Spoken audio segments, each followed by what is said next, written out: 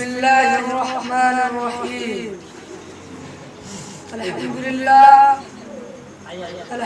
لله وكفى وسلام على عباده الذين اصطفى. أما بعد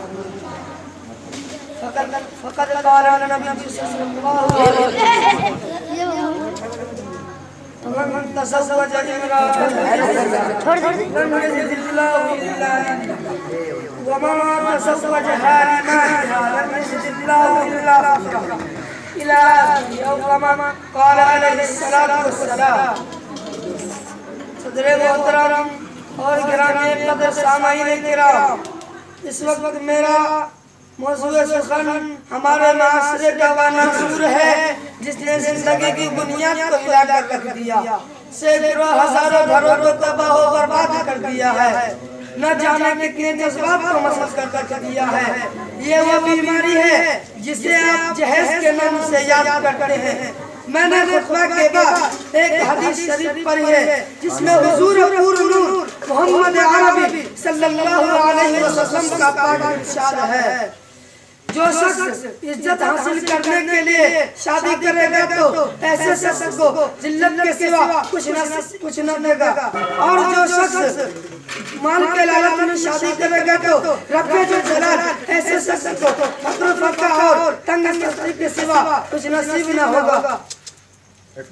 پیارے دوستو، آج ہندوستان کے اندر خاص طور سے ہمارے معاشرے میں جہیز ایک ایسا ناسور بن گیا ہے جو علمی ہتھیار سے بھی زیادہ خطرناک اور مہلک ثابت ہوتا جا رہا ہے.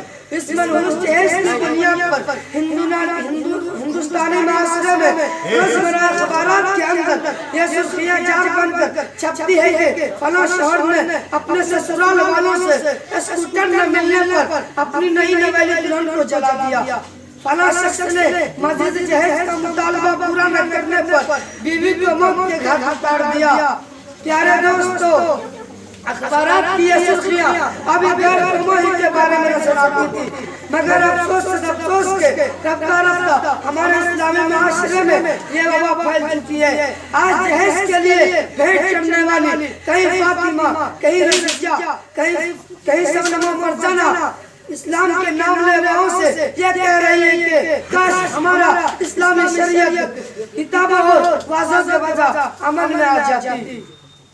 پیارے دوستوں اور اسلام کے نوجوانوں، عورت رب جلال کی طرف سے عطا کردہ وہ حسین تحفہ ہے جس نے انسانی زندگی کو رہنمائی بخشی.